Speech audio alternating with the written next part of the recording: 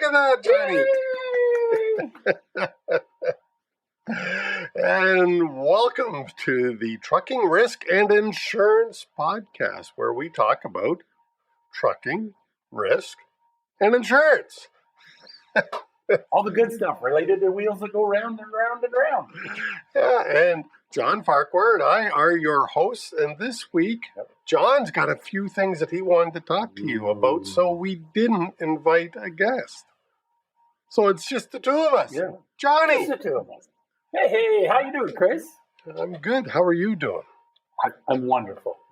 Is that any better? I'd be just living the dream, and I'd have to quit work and, just become retired full time. Okay, well, I mean, maybe if it was any better, there'd be two of you, but, Well, I had to stop saying that because my wife was tripping over the other one of me all the time while she was going to do the laundry. I was getting in the way.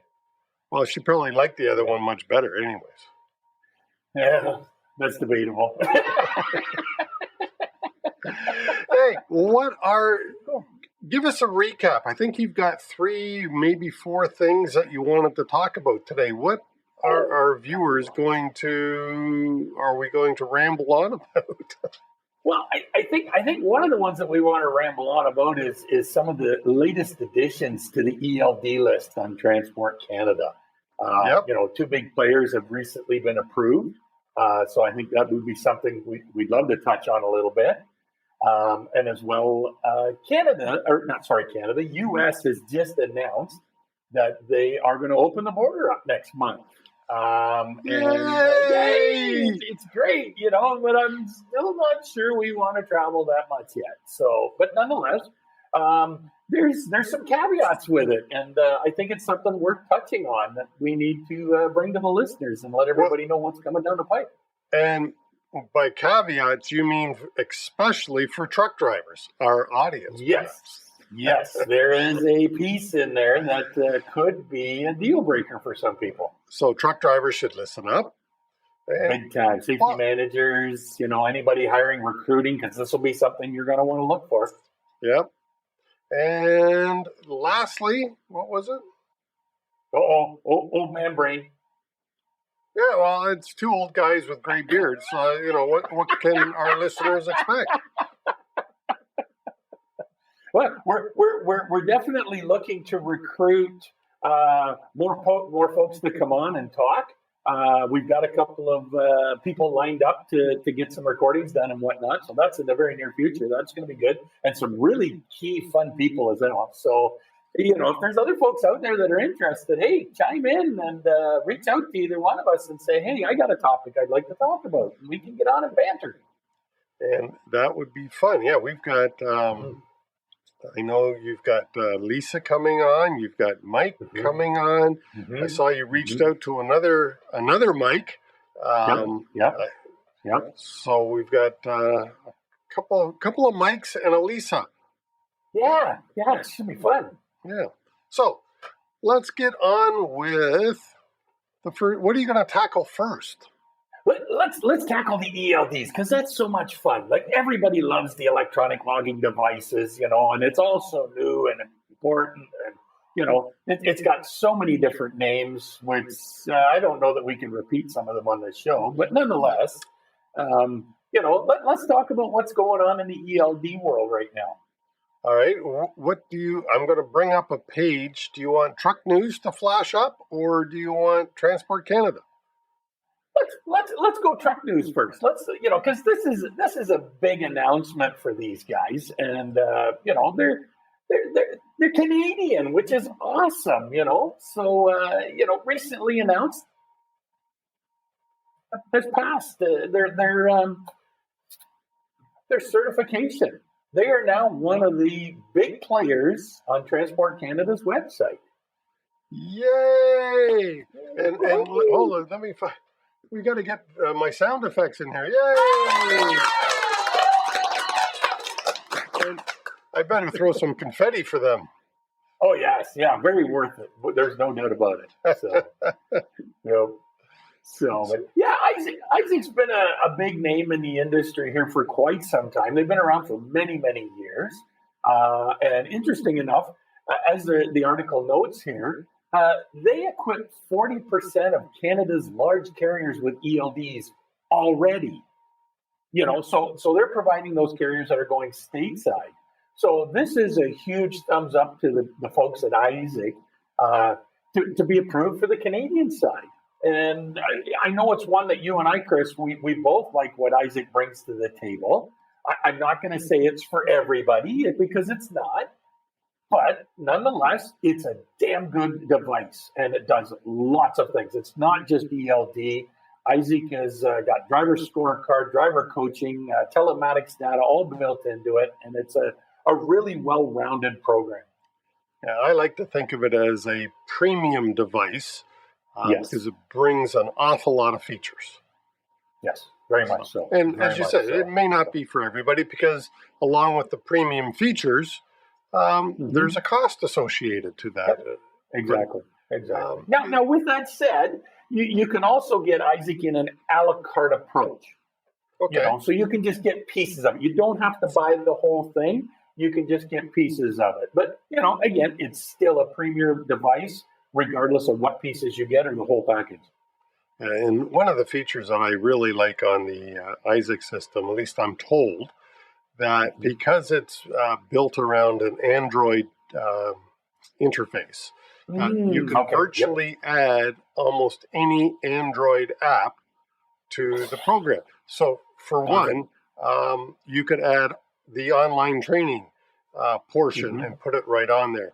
As one carrier said, though, you may not want to pay the streaming costs, especially if you're Canadian in the U.S., but it is doable, which is really cool because, of course, I know you, at least I'm a big proponent of online training. You can't meet everybody in person. And with COVID right now, it is probably the best way to do training. And if you can have it right in the truck, right on the one device, I think that's pretty cool. Exactly. Hey, a question for Isaac. If Isaac is happens to catch this episode, answer me this, Batman. Riddle me this, Batman, as that shows my age. Can we lock out? So, for instance, if I put an online training device, training portal on my Isaac ELD, can I lock it up so that it can only be viewed while on Wi-Fi? Because a lot of truck stops have Wi-Fi. Yes. Right? Very good question. That would be kind of cool if you could restrict it. I don't know that you can, but that would be neat. So, anyways, that would be a good idea. Yeah. There, Isaac gave you a good idea, maybe. That might be the only good idea out of this whole podcast today. But, any idea is a good idea. Well, we got to throw that mud against the wall and see what sticks. Yep, that's right. That's right. So along with Isaac was another big player who's in the ELD and telematics data field who also got certified this week. So two big players there, which is pretty good. So we've got Trimble Transportation, which most people know as PeopleNet. Yeah, PeopleNet. Yay! Let's give them a little throw the confetti, yay for PeopleNet. Yep. So that's great news, to see some of the big players that we've been wondering about. But obviously, based on the article from Truck News about Isaac, it was a very lengthy process that they needed to go through. So, and these guys have got some very extensive programs that they're utilizing. So that now brings our list to 6 approved providers. Whoa, 6, and it's only been law since June the 12th. Only. And, just to remind the viewers, when I make that sarcastic remark, I don't believe it's the telematics providers that I'm throwing the darts at. No. They all had their devices in. I've talked to several of them. They had their devices in a long, long time ago. Yeah. But it was, let's say, issues. Came up, and it was a very slow process from the time the government and God, Mike Millian from PMTC, said when they first released the standard, finally released Transport Canada, he said there's no way this gives the ELD providers and the what do you call the people, the FPIs of the world, the testers of the world, right? Certifiers, enough time to make sure their device will pass and then submit it. And of course, Mike was right, because here we are many months past the deadline. However, John, what's happening with enforcement? Just while we're talking about that, our American listeners and our Canadian listeners might want to know, since it did become law June the 12th, that you have to have a Canadian approved ELD device in your truck as of June the 12th, 2021. Can I get a ticket? There were, at that time, there were how many approved devices? I think it was a big donut. Oh, I like donuts. Exactly. Yes. Donuts are good. So, but the enforcement was basically educational enforcement. There were no fines or violations being laid or issued at that time. Now, there has been talk about some jurisdictions enacting that or putting enforcement in place come the new year. Not sure that's going to be well when you still only got 6 providers. We'll see what comes out in the next couple of months, but still it's a short list of providers, and there are a lot of devices out there that carriers are currently using and hoping their device gets certified. I know there's some pressure. Ontario, what's Quebec doing? Sorry, I know Ontario has said they won't write a ticket until June of 22. I believe Quebec is the same way. I think so. So, where the majority of the population of Canada is, and the majority of, therefore, I'm going to say deliveries, if it's an American truck coming into Canada, you are highly unlikely to get a ticket for not having a certified ELD device until June of 22. And I believe there is pressure on those other provinces, some of the provinces that have said January the 1st. I believe there's pressure on them to relax and let's make it all June of 22. So we'll stay tuned. It's a good reason to tune into the podcast, and we'll keep you up to date.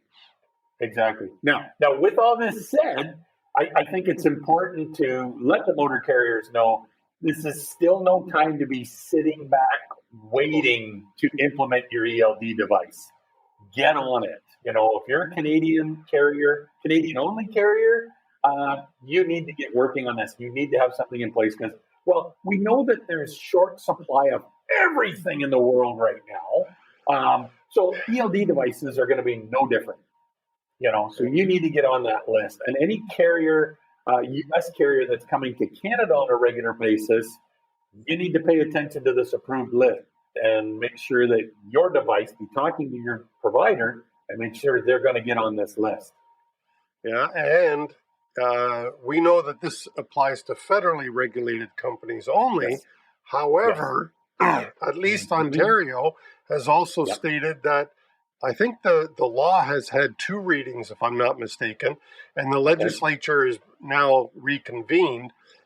As soon as they can do the 3rd reading, they will announce the date that Ontario-only carriers who are required to have currently a paper log will have to move to an ELD device as well. And Ontario has clearly stated that they are using the federal rules, I guess you'd call it. And so any federal device that's been approved, that will be the Ontario list as well. So making it kind of easy, but Ontario-only carriers as well will need to abide by this. I believe sometime in 22. Yes, that's what I was indicated. So no firm date, but it was indicated in 2022. Yeah, I kind of heard June, but I heard the same thing. But we've got to wait for the legislation to pass before we actually. Correct. So, anyways, my point is, if you're an Ontario-only carrier, get investigating this because, as John already said, I believe devices are going to be in short supply as well. And you've been given fair warning. Yep. So, exactly. Online. Interesting enough, there's another jurisdiction in Canada. Well, there's like nine other provinces and 3 territories, right, in Canada. Right. Okay, But just one of checking them, yeah, exactly. You're good. One of those has actually publicly stated, the Ministry of Transportation of that province has publicly stated they're not moving to an electronic device. They're going to continue to use paper. Oh, interesting. And interesting enough, the Trucking Association of that province is pushing back and saying, no. You need to move to electronic. We need to follow the rest of Canada and get on board.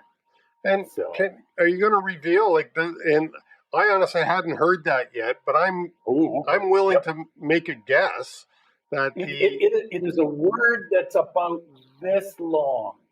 Oh, and long. It starts with an S. I was going to say it started with an A, but nope, it's the S one. Saskatchewan. And that's that surprises me, but interesting stance. Yeah. So I'm glad the trucking is. It's not firm because there's a lot of pushback from the industry to the province. So I'm hoping they're going to sway their way and get them going in the right direction. Well, not to bring up a negative subject like Humboldt, but here I go. I'm bringing up Humboldt. And without talking about Mr. Sadu, when they did the investigation of Humboldt, they did find, I believe, if I remember, more than 70 logbook violations at the time.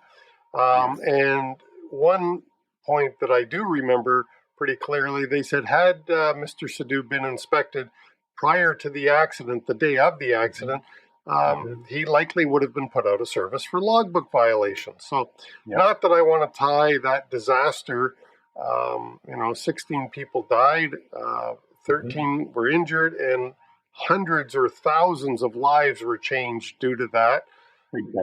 However, an electronic logbook in that device would have been useful at that time, even for that motor carrier that I think was questionable in their actions. You know what I mean? Like, it would have hung the motor carrier even more because that motor carrier only paid $5,000 in fines, which was just ridiculous. Despicable. Yeah. Well, and we know how hard it is to understand the hours of service rules.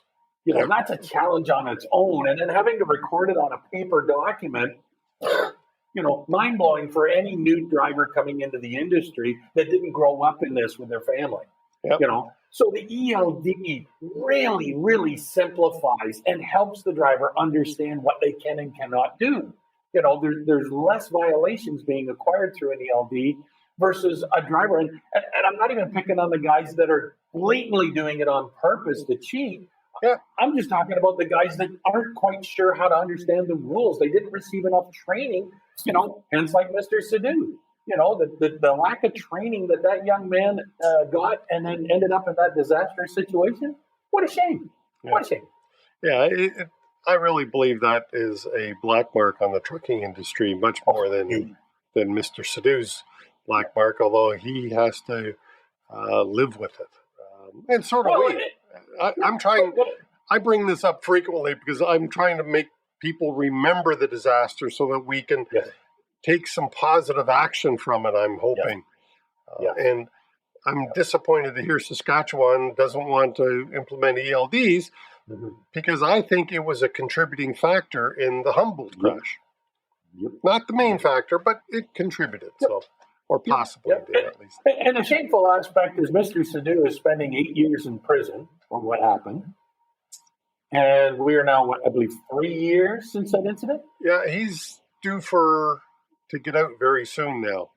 Because in Canada, you never spend 100% of your sentence. Yeah. So, but the unfortunate aspect is in that 3 years' time, the industry really hasn't moved forward to really correct this situation or this behavior. Well, I can hear some of the provinces yelling and screaming at that statement. So, Ontario had the minimum entry-level training program in place before that crash. Yep. I believe 3 others, maybe more, but I think 3 others. I think it's a total of 4 provinces now have some sort of minimum entry-level training, all very similar to what Ontario had in the beginning. Right. 1 or 2 more are looking at it, but God, it's been how many years now? We've had the trial. Mr. Sadu's about to get out of jail, and the trucking industry across Canada hasn't changed. Mr. Garneau was the federal transport minister prior to the election. Of course, I don't know who it is right now because I don't think that person's been appointed yet. But get off your arse and do some pushing on the provinces that haven't made the changes yet. Federal government, please. Well, and the industry themselves, even regardless of the government side, the industry themselves needs to stand up and take a stand, because the wording in what you said, minimum entry-level training, that's the sad part. It's minimum. The carriers have got to step up and do more. They've got to realize that, yes, I'm getting a guy out of school. He's got minimum training to get his license, but that doesn't mean he's really qualified to operate this piece of equipment. Yes. We need proper training. We need proper trainers and whatnot. So companies need to invest in their programs to tackle this situation. Yeah, we've got to improve, the whole thing. And this brings up a whole list of other stuff like, why aren't we a Red Seal? Why don't we have a real apprenticeship program? Again, in Ontario, they've got, I think we still have the voluntary apprenticeship program.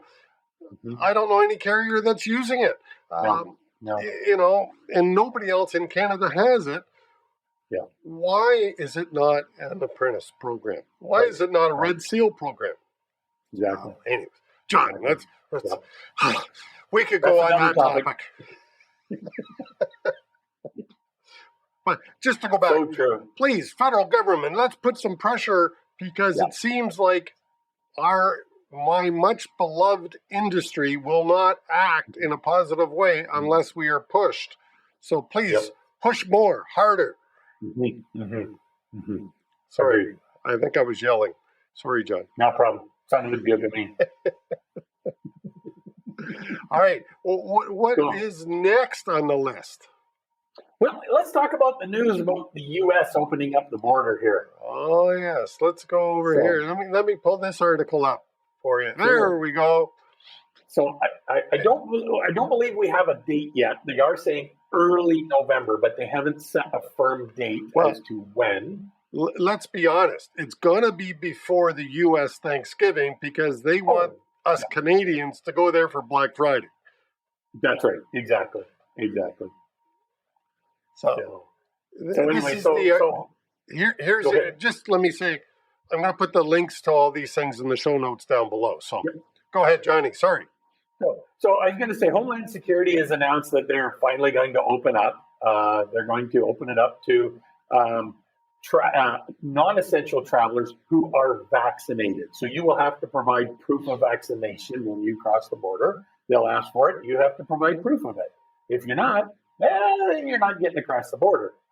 So now the interesting aspect here is they've added a caveat, as I said earlier, is that they are looking at essential travelers who have been allowed to travel freely across the border without vaccination requirements. But they're now putting in the stipulations that say those essential travelers will have to be vaccinated by January 2022. So those essential people, as we know, are truck drivers, a very large group of people crossing the border on a daily basis. You guys are going to have to be, guys and gals are going to have to be vaccinated and show proof of vaccination. Yeah, and right here it says, as you already mentioned, in early January, the United States will require essential visitors like truck drivers or healthcare workers to be vaccinated to cross the land borders. Holy crap. The 4-letter words are forming in my brain. I just don't want to say that.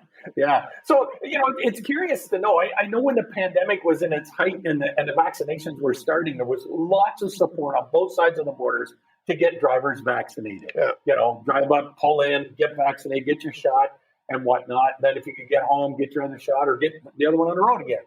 So I don't know that we really know how many drivers are actually vaccinated versus unvaccinated. Well, and you bring up an interesting point. I know that there is many Canadian truck drivers got vaccinated in the U.S.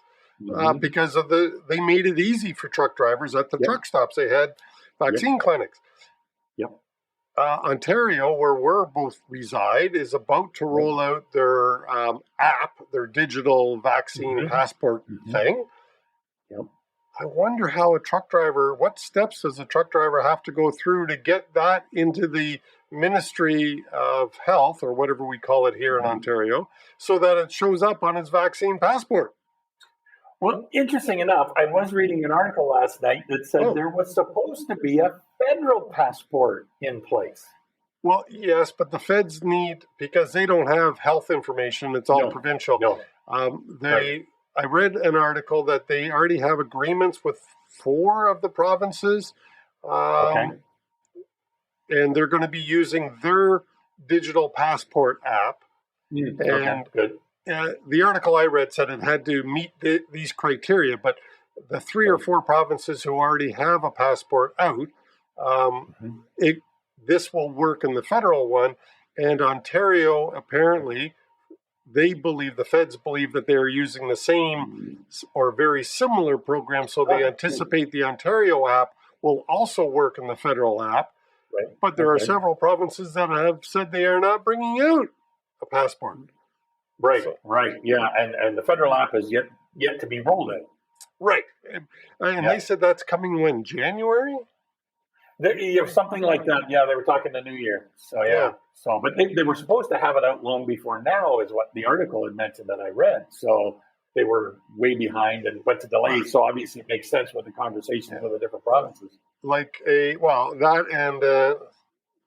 was going to make a political statement about whether the election was needed or not, but an election got in the way because, quite truthfully, that was proposed by the federal government. Trudeau went, basically, that was one of the platforms for his election, is that he wanted to do this, and he wanted to make healthcare workers or federal workers get a pass or a vaccination, and he got reelected. So I'm guessing then that gives the federal government permission to move ahead on those things that he basically ran on his election for. And I'm trying not to give away who I voted for, because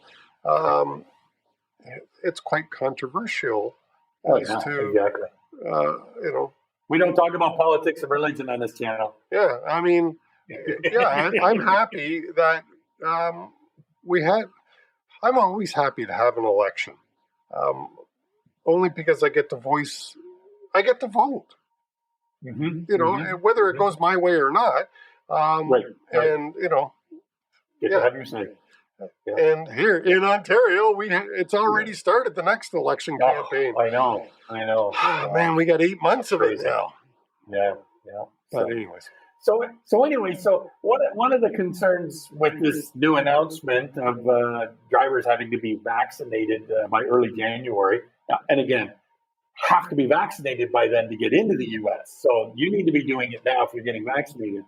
So if you're not, well, then you're not going to be crossing the border. So you could end up being Ontario only or Canadian driver only or whatever. But this makes a big challenge for safety managers and recruiters, HR staff, because now as you're hiring drivers, this adds another component that you need to interview for to make sure, because you don't want to be putting a driver in a situation where he gets shut down at the border because he's not vaccinated. And now you got to figure out how to get that truck moving again.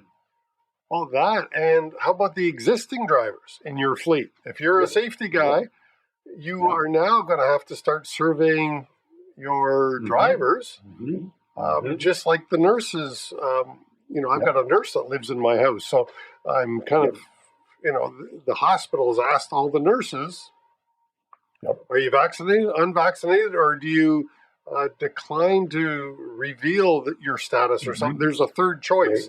Okay. Well, because and her or them. Well, it's just the third choice is you choose for privacy reasons not to reveal your status. And what a quagmire. But as soon as the U.S. makes this mandatory, the existing trucking companies are going to have to ask their existing driver force if they cross border, what's your status?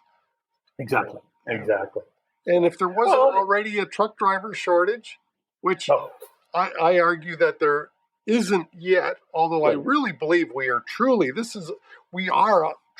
the verge of having a truck driver shortage. Well, look what we're going to do to the cross-border, because I got to believe at least 10% of the cross-border drivers, if it's part of the normal population, are not vaccinated. And it could be higher because we all know long-haul truck drivers like to be independent and are free thinkers. It's going to be an interesting stat to see how many of our cross-border drivers are totally vaccinated. Well, we're already hearing about issues, particularly, I think, in the U.S. more so than here in Canada. But we're hearing about shippers and receivers that are asking motor carriers, "Are your drivers vaccinated? You're coming to my facility. I want to know that they're vaccinated. If they're not vaccinated, I don't want them on the property."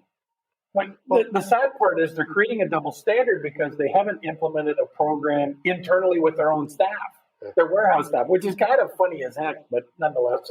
I read recently that President Biden has implemented or trying to implement a program that says if you have 100 or more employees, you need to have them vaccinated. You need to have policies in place.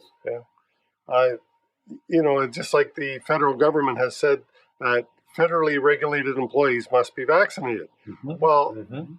Is a trucking company that goes outside of their domicile, in other words, not intra, but interstate or interprovincial, is that a federally regulated employee? Well, we know they're federally regulated because they're crossing international boundaries and provincial boundaries. So, but do they fall under the mandate of federal workers? Yeah, this is a bit of a gray area. We need some clarity here. We do. John, it's already, I can't believe this. We're at over 30 minutes already. Did we cover those three topics that you wanted to hit? I think we hit on what we wanted to. I think we got a good, and it'll be interesting to watch the news as it transpires, and we'll keep everybody updated on what we see and, throw our opinions out there like we have been. Yeah, and so to our listeners and watchers, thank you very much. If you are getting value from the Trucking Risk and Insurance podcast, get the new name right, Chris. Click like and subscribe. Leave us a comment. Topics. What would you like John or Chris to address? And guests. Speakers? Yes, we are looking for guests. So please leave us a comment. If you don't like our program, I invite you to hit the dislike button twice. Yay! Right. Thanks, Johnny. We'll be on the air again next week. Looking forward to it. Or most Fridays, we release a new podcast, so stay tuned. That's it for this week. Trucking Risk and Insurance podcast is out of here. Well, should I give applause for that? We ended.